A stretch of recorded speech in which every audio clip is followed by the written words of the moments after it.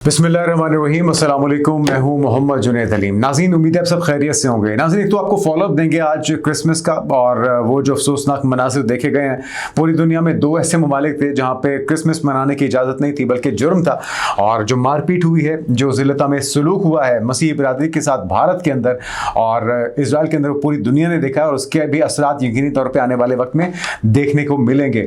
लेकिन साथ में पाकिस्तान की जो एक्नॉलेजमेंट है, हम रोज़ आपको खबरें देते हैं मुख्तलिफ बैनुल-अक़वामी नशियाती इदारों की तरफ से, जरीदों की तरफ से पाकिस्तान की एक्नॉलेजमेंट का, पाकिस्तान की कामयाब सिफारती जो कोशिशें हैं और उससे जो समरात हैं उसके आने का सिलसिला जारी है। और आज जो नाज़रीन खबर आई है सामने, वो आई है अमरीकी जरीदे दी डिप्लोमेट की तरफ से, और वो इस खित्ते का लूज़र भारत को और इस खित्ते का विनर पाकिस्तान को करार दे रहे हैं। और मज़ीद किन चीज़ों का जिक्र है ये भी आपके साथ शेयर करेंगे। कुछ और बड़ी अहम डेवलपमेंट्स हैं। एक तो ये कि बांग्लादेश में 2 भारतीयों को पकड़ा गया है बॉर्डर फोर्सेस की तरफ से, और हम देख रहे हैं कि भारत और बांग्लादेश के दरमियान जो हालात हैं आने वाले दिनों में बहुत ही किसी बड़ी झड़प का पेशखामा साबित हो सकते हैं। साथ में जो भारतीय तज्जियाकार हैं वो किस तरह से अपने ख्यालात का इजहार कर रहे हैं कि एक फ्रेंडली कंट्री किस तरह से उनके हाथ से निकल गया, स्लिप हो गया, और वो जो सारी मेहनत थी कई दहाइयों पर मुहित शेख हसीना वाजिद की हुकूमत के जरिए, जिस तरह से अपना तसल्लुत, अपनी मर्जी, अपनी धौंस जमाता रहा भारत या भाजपा सरकार बांग्लादेश में, अब वो सिलसिला या वो चैप्टर हो चुका है क्लोज। उनके अपने भारत के अपने तजियाकार गोदी मीडिया पर क्या दुहाई दे रहे हैं, या किस तरह से आहो बका, या किस तरह से सफ़े मातम बिछाया जा रहा है, उसका अहवाल भी आपके साथ शेयर करेंगे। फिर आज हमारे दोस्त मुल्क यूएई के सदर शेख ज़ायद अल नहयान पाकिस्तान पहुंच रहे हैं, और उनका शान निशान अंदाज में इस्तकबाल करने की तैयारियां भी तकरीबन मुकम्मल की जा चुकी हैं।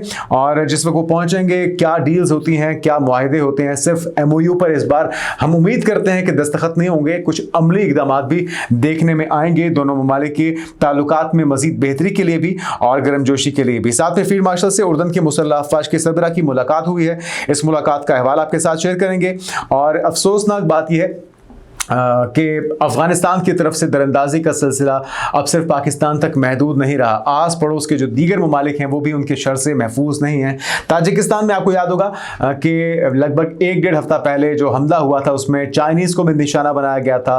ताजिकिस्तान ने शदीद मजम्मत की थी, और अब मज़ीद 2 उनके फ़ौजी जवान शहीद हुए हैं अफगानिस्तान की दरअंदाजी की वजह से, जिसके बाद अब ताजिकिस्तान की तरफ से माफ़ी का मुतालबा सामने आ रहा है। तो ये क्या वाक़या है, इससे मुतल्लिक भी अपडेट शेयर करते हैं। फिर खबर ये आ रही है कि रडार सिस्टम एक्टिवेट कर दिया है अफगानिस्तान ने। वैसे तो ये खुशाइन बात है, अगर आपकी जो फिजाइया है, जो आपकी एयर डिफेंस सिस्टम है वो अच्छा हो रहा है, मौसर हो रहा है, आप इसमें बेहतरी लाने की कोशिश कर रहे हैं, तो हमें इस पर खुशी है।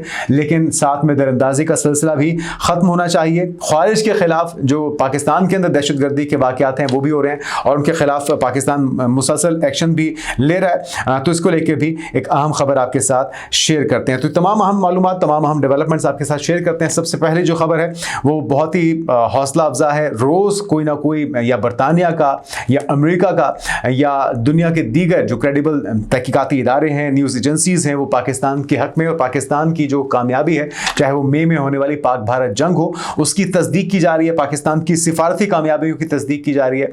पाकिस्तान की मुसल्लह अफवाज की तारीफ़ की जा रही है। डोनाल्ड ट्रंप समेत दुनिया भर के सरबराहान पाकिस्तान की तारीफ़ों के पुल बांध रहे हैं, और ये सिलसिला जारी हो सारी है, जो कि बहुत ही खुशाइन बात है। और सिर्फ पाकिस्तान ही इस बारे में रिपोर्ट नहीं कर रहा, पाकिस्तान ही ये क्लेम नहीं कर रहा, दुनिया भर का मीडिया तो रिपोर्ट कर रहा है। लेकिन सबसे ज़्यादा खुशी या सबसे ज़्यादा यकीन उस बात का आता है जब दुश्मन आपकी तारीफ़ करता है। तो दी हिंदू की तरफ से भी पाकिस्तान की तारीफ़ की गई है, और पाकिस्तान के बारे में क्या कहा गया है, आगाज़ उसी से कर देते हैं। अच्छा जी, दी हिंदू क्या रिपोर्ट कर रहा है, सबसे पहले वो सुनिए। Pakistan is back in West Asia's good graces. जब भारत का मारूफ अखबार द हिंदू भी ये सुर्खी लगाए कि पाकिस्तान मगरबी एशिया में दोबारा खुशगवार ताल्लुकात की फिजा में वापस आ गया है, तो फिर इसको अंधभक्तों को भी मान लेना चाहिए, उस पर कोई शक व शुबा नहीं होना चाहिए। तो ये बहुत कुछ कह देता है बजाते खुद द हिंदू का ये रिपोर्ट करना, और ये ना कोई प्रोपेगेंडा है, ना मुबालगा है, ना ही खुश फहमी है, बल्कि ये खुद मुखालिफ सिम से आने वाला एतराफ़ है।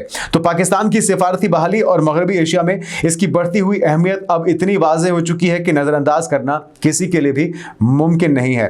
तो लिहाजा वो तमाम कारिंदे जो दिन रात पुरानी घिसी पिटी कहानी और गुमराहकुन बयान फैलाते रहे हैं, हमारे मुखालिफिन, हमारे नाकदीन, अब उन्हें होश के नाखून लेने चाहिए और इस हकीकत को तस्लीम कर लेना चाहिए कि पाकिस्तान की तदब्बुराना पॉलिसी, पाकिस्तान की अस्करी सलाहियतें और पाकिस्तान की सिफारती कामयाबियां जो है उनका डंका पूरी दुनिया में बज रहा है। और बैक वक्त उन तमाम आलमी कुव्वतों के पाकिस्तान के साथ अच्छे मरासिम होना इस बात की तस्दीक है कि पाकिस्तान तरक्की की मनाजिल तय करने की जानिब अपने सफर का आगाज कर चुका है। पाकिस्तान सही समत में, सही जानिब और सही रफ्तार से आगे बढ़ रहा है। और आप यही देख लीजिए, ईरान के साथ, सऊदी अरब के साथ, पूरे मिडिल ईस्ट के साथ और गल्फ कंट्रीज़ के साथ, अमेरिका के साथ, चाइना के साथ और तमाम वो आलमी कुव्वतें जो कि इस वक्त इस दुनिया की बेहतरी के लिए, तरक्की के लिए अपना किरदार अदा कर रही हैं, वो पाकिस्तान के साथ बेहतर ताल्लुकात रखना चाहते हैं। तो ये है वो तमाम इक़दामात, ये वो सारी कोशिशें जिसको अब तस्लीम करना हमारे मुखालिफिन के लिए भी मजबूरी बन चुका है। आगे बढ़ते नाज़रीन, और अमेरिकी जरीदा है द डिप्लोमेट, वो क्या रिपोर्ट कर रहा है वो भी सुन लीजिए। अमेरिकी मैगजीन ने कहा है कि 2025 में पाकिस्तान कई बरसों बाद दोबारा से आलमी तवज्जो का मरकज बन गया है। द डिप्लोमेट ने कहा है कि सन 2025 पाकिस्तान के लिए स्ट्रेटेजिक वापसी और अस्करी एतमाद का साल साबित हुआ है। साथ में वो कहते हैं कि अस्करी क़यादत ने रियासती सतह पर इंतहा पसंदी के खिलाफ वाज़े और मजबूत पैगाम दिया है।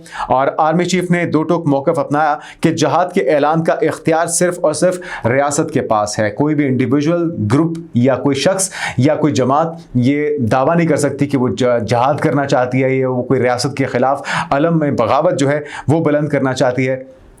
तो ये सारी चीज़ें जो हैं उसके अपने खिलाफ जाएंगी। आर्मी चीफ का पैगाम इंतहा पसंदी के खिलाफ अहम संग मील है। द डिप्लोमेट ने कहा है कि सन 2025 में पाकिस्तान की अस्करी क़यादत ने रियासती मफादात का भरपूर तहफ़्फ़ुज़ किया। अस्करी क़यादत के वाज़े विजन ने रियासती रेट को मजबूत किया और रियासती नज़्म व ज़ब्त के फ़रोग़ में अस्करी क़यादत का किरदार नुमाया रहा। भारत के साथ मई 2025 की फ़ौजी झड़पों ने आलमी तवज्जो हासिल की है और वही गेम चेंजर पाकिस्तान के लिए साबित हुआ है, जिसके ऊपर पहलगाम ड्रामा मकसद तो था बिहार के इलेक्शन जीतना। तो इलेक्शन तो वो जीत चुके, लेकिन अपनी इज्जत, अपनी साख, अपना मकाम वो दुनिया की नज़रों में खो चुके हैं। और ये मेरे ख्याल में मोदी जी ने अपनी ज़िंदगी का सबसे बड़ा घाटे का सौदा किया है। आज से इसके अलावा और क्या कह रहे हैं डिप्लोमेट, वो कहते हैं after years of relative marginalisation in global affairs Pakistan was able to reclaim a prominent position on the world stage. सिर्फ यह नहीं, फॉरेन पॉलिसी क्या कह रहा है वो भी सुन लीजिए। फॉरेन पॉलिसी के मुताबिक, उनकी रिपोर्ट के मुताबिक पाकिस्तान के लिए एक बड़ी कामयाबी और भारत के लिए एक शर्मनाक हकीकत का एतराफ़ साबित होती है। इस्लामाबाद ने कामयाबी के साथ अपनी ताकत और असर रसूख दोबारा कायम कर लिया, जबकि नई दिल्ली पीछे धकेल दी गई। और साथ में वो कहते हैं कि जी अब ये बात बिल्कुल वाज़ेह हो चुकी है कि किसने अपनी चालें दुरुस्त तरीके से चली और कौन पीछे रह गया। पीछे रहने वाला भारत है और वो अपनी ही नफरत, अपने ही खोदे हुए गढ़े और अपने ही तासुब का शिकार हो चुका है। और वो तासुब जो कि इस वक्त खाया जा रहा है तमाम अक़लियतों को। ये वक्ती तौर पे है, ये वक्त गुजर जाएगा, लेकिन जो बदनामी और जो नाकामी मुकद्दर हो चुकी है भारत की, वो शायद उससे जान छुड़ाने में भारत को कई दहाइयाँ लग जाएं। हो क्या रहा है, हमने आपको गुज़श्ता रोज़ भी दिखाया कि क्रिसमस के मौके पर जब सेलिब्रेशंस जारी थी, जब मसीही बिरादरी अपना क्रिसमस का त्यौहार मना रही थी, अपनी खुशियाँ अपने बच्चों, अपनी फैमिलीज के साथ मना रही थी, भारत में क्या हो रहा था वो हम आपको गुज़श्ता रोज़ भी दिखाया, आज भी दिखाएंगे। और जो हाइफा में हुआ, जो इजराइल में हुआ, वो भी आपने देखा। तो किस तरह से डराया धमकाया गया, सिर्फ डराया धमकाया नहीं गया बल्कि मारा पीटा भी गया मसीही बिरादरी को भारत के अंदर। जरा ये विजुअल्स देखिए।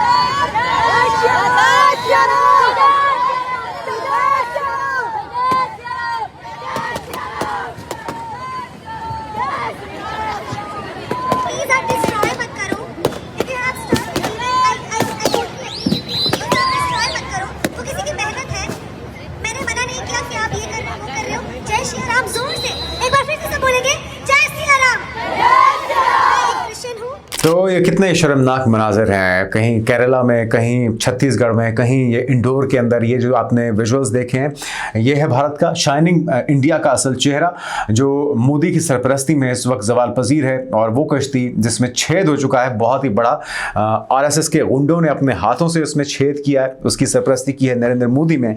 नरेंद्र मोदी की तरफ से उनकी पूरी सरपरस्ती की गई। और अब ये जो जहाज़ है ये आहिस्ता आहिस्ता डूब रहा है, और वो वक्त दूर नहीं जब ये पूरी तरह से समुद्र में डूब जाएगा। और इसे निकालने के लिए अभी तक तो हमें कोई कोशिश अमली तौर पे दिखाई नहीं दे रही। आप जितना मर्जी आंखें छुपा लीजिए, आप दुनिया से हकायक आप छुपा नहीं सकते। और उसके असरात भी आ रहे हैं। 50% टैरिफ लगा दिया है, जो दोगली पॉलिसी थी सस्ता तेल खरीदने की, उसने भी डैमेज किया। तो डोनाल्ड ट्रंप समेत पूरी दुनिया जो है नफरत का इजहार कर रही है मोदी जी के साथ, उनके इकदाम के साथ। और साथ में बांग्लादेश, उनका जो एक करीबी इलाका था या फ्रेंडली कंट्री था, जहां पे अपनी मर्जी अपनी धौंस के जरिए वो करप्शन भी करते थे, हुकूमतें बदलते भी थे, लोगों को जुल्म तशद्दुद का निशाना भी बनाया जाता था। लेकिन अब वो दौर हुआ पुराना। अब वहां पे होने जाने इलेक्शन, और जो यूथ है वहां की वो जाग चुकी है, बेदार हो चुकी है, और वो भारत का तसल्लुत किसी तौर पे भी तस्लीम करने को तैयार नहीं है। खुद भारत की तजियाकार इससे पर किस राय का इजहार कर रहे हैं, क्या कहना है उनका, जरा सुनिए। ये जो हथियार लगातार चीन ये दे रहा है, अजरबैजान ये दे रहा है, टर्की दे रहा है, लगातार इस तरह की खबरें आ रही हैं और बड़ी बड़ी संख्या में देने की बात आ रही है। तो अब लोग कह रहे हैं कि भाई मुनीर साहब जो है नए नए हथियार खरीदेंगे और उसके बाद तैयारी करेंगे, ट्रेनिंग दिलाएंगे और फिर हमला करेंगे। फिनाज, मैंने पहले कहा मुनीर साहब को, पहली बात तो एक समझिए, मुनीर साहब को कोई खतरा नहीं है। मुनीर साहब की वावा है बांग्लादेश में बगैर फायर किए, बगैर सेना भेजे, बगैर किसी के, बगैर हमारा 10-12 साल से हमारी एक फ्रेंडली कंट्री, हमारा एक फ्रेंडली प्राइम मिनिस्टर को भगा दिया उसने। वो तो उसका शेरा बांधे हुए है, उसने जिस चीज की मदद लेनी थी ली। तो मुनीर एक बहुत शातिर आदमी है, उसको ऐसे मत कि उसको पाकिस्तान में कोई खतरा है, वो अब एक जमा हुआ खिलाड़ी है, जैसे याया खान थे ना। तो नाज़रीन, पाकिस्तान को कोई खतरा नहीं है, फील्ड मार्शल आसिम मुनीर को कोई खतरा नहीं है, कोई भी फायर किए बगैर, कोई भी मिसाइल गिराए बगैर उनकी हुकूमत को छलता किया। और अब भारत के हाथ से हो चुका है बांग्लादेश स्लिप। चले आप जो भी समझते हैं समझते रहिए, लेकिन खतरा इस वक्त किसी को है तो वो भाजपा सरकार को है। और उनकी जो खोई हुई साख है अब वो बहाल होने के कोई इम्कान दिखाई नहीं देते। लेकिन साथ में छेड़खानी तो भारत की पुरानी आदत है, और प्रोपेगेंडा करना वो भी उनका पुराना वतीरा है। अब अपने दरअंदाजों को भेजते हैं बांग्लादेश तखरीबकारी के लिए, लेकिन जो बॉर्डर फोर्सेस हैं वो पूरी तरह से चौकन्ना है और पकड़ रहे हैं उनको, कैफर किरदार तक भी पहुंचाया जा रहा है। बॉर्डर गार्ड बांग्लादेश बीजेपी की तरफ से गैर कानूनी दरअंदाजी के इल्जाम में 2 भारतीय शहरियों को हिरासत में लिया गया है नाज़रीन। और जो पहला वाकया नाज़रीन, वो पहला वाकया हुआ है लामो नेराट बटालियन में, जहां पे दरगापुर बीओपी पे पेश आया भारतीय शहरी विश्वजीत कुमार दास बांग्लादेश में गैर कानूनी दाखिले की कोशिश करते हुए गिरफ्तार हुआ। मुलजिम के कब्जे से बांग्लादेशी करेंसी, भारतीय करेंसी और उधार कार्ड की फोटोकॉपी भी बरामद हुई है। और दूसरा वाकया जो है वो कुश्तिया बटालियन के तहत चलचर मारी पर पेश आया, जहां भारतीय शहरी मोहम्मद बाबू को दौलतपुर बॉर्डर से गैर कानूनी दरअंदाजी पर गिरफ्तार किया गया। दोनों अफराद के खिलाफ कानून के मुताबिक कानूनी कार्रवाइयां शुरू कर दी गई हैं। तो ये जितनी भी कोशिशें हैं, चाहे वो भारत बांग्लादेश के साथ कर ले, हमारे साथ तो पंगा ले नहीं सकते, अब प्रॉक्सीज को यूज करते हैं। अफगानिस्तान की जो दरअंदाजियां हैं वो अब दिन ब दिन बढ़ती जा रही हैं। और हो क्या रहा है जरा सुनिए कि अब ताजिकिस्तान के अंदर इन्होंने ताज़ा कार्रवाई की है और वहां पर भी 2 जवानों को इन्होंने शहीद किया है। तो अब खबर क्या जरा सुन लीजिए पहले, फिर आपको बताते हैं कि ताजिकिस्तान की हुकूमत क्या डिमांड कर रही है। ताजिकिस्तान की सरकारी मीडिया के मुताबिक अफगानिस्तान से सरहद पार हमले में 2 ताजिक फौजी और 3 हमलावर हलाक हो गए हैं। और हुकाम के मुताबिक 24 दिसंबर की रात 3 मुसल्लह अफराद गैर कानूनी तौर पर अफगानिस्तान से ताजिकिस्तान में दाखिल हुए। ये अफराद शमसुद्दीन शोबेन जिला के सरहदी इलाके में दाखिल हुए और गिरफ्तारी का हुक्म देने पर हमलावरों ने बॉर्डर गार्ड्स पर फायरिंग कर दी, जिसके बाद फायरिंग के तबादले में तीनों मारे गए हैं।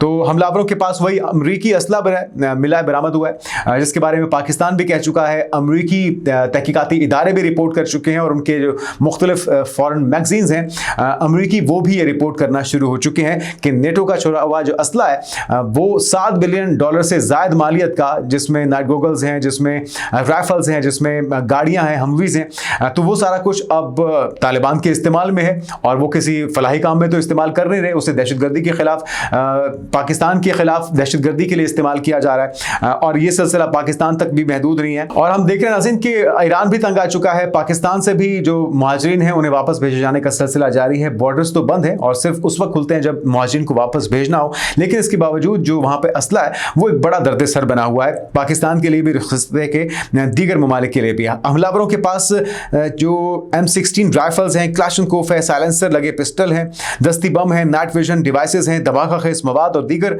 फौजी सामान वो भी मौजूद था। और ये वो सही सारा का सारा सामान है जो कि न्यूट्रल फोर्सेस या अमेरिका वहां पर छोड़ कर गया है।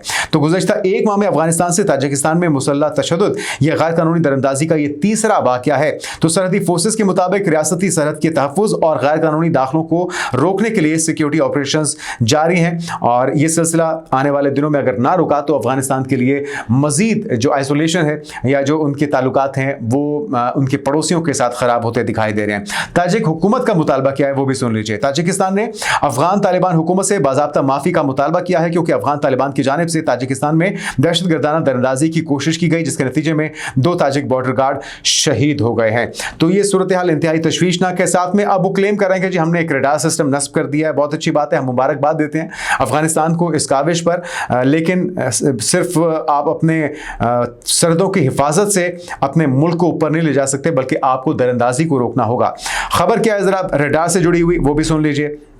ये अफगानिस्तान की वजारत दिफा है जिसके ज़रिए ये बताया गया कि अफगानिस्तान ने दोस्त ममालिक की मदद से रडार सिस्टम फाल कर दिया है और अब अफगानिस्तान की फ़िज़ाई हदूद महफूज हैं, ताहम अब तक इसकी कोई सरकारी तस्दीक नहीं हुई। दोस्त ममालिक कौन से हो सकते हैं? आजकल आपकी कुर्बतें भारत के साथ बहुत ज़्यादा हैं, तो यकीनी तौर पर वही आपको फैसिलिटेट कर रहे होंगे, या हो सकता है कि इजराइल भी आपकी मदद को आ गया हो। तो एक तरफ आप पाकिस्तान पर इल्ज़ाम लगाते थे कि जी अमरीकी एमा पर ये दहशतगर्दी के खिलाफ कार्रवाई करते हैं, इसलिए हम पाकिस्तान पर हमले करते हैं। तो आज आप किसके हाथों में खेल रहे हैं ये आपको देखने की जरूरत है। बहरहाल हम आपको हमारी दुआएं आपके साथ हैं। अभी तक आप जो है एक सुपर टुकानो तैयारा ऑपरेट कर रहे थे, तो आपने अगर अपना एयर डिफेंस सिस्टम मौसर कर लिया है या उसे एक्टिवेट कर दिया रडार सिस्टम को और आप अपनी सरहदों को, फिजाओं को महफूज बना रहे हैं, ये खुशाइंद है। हम इसमें आपकी मदद भी करने को तैयार हैं, लेकिन पहली शर्त यही है कि दहशतगर्दी का खात्मा हो, दहशतगर्दों की दरअंदाजी का सिलसिला रोका जा सके।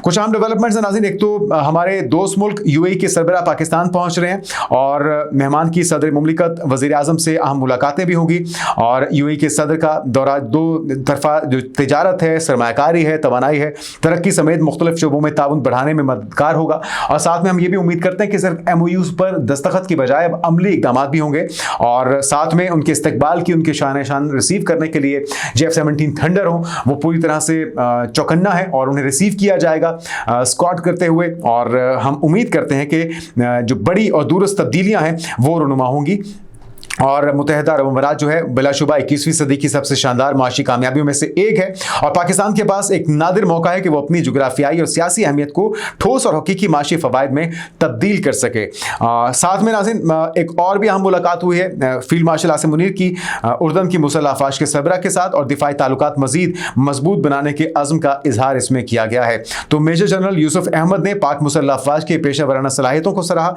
खित्ते में अमन और इस्तेहकाम के लिए पाक फौज की खिदमत की तारीफ भी की गई है।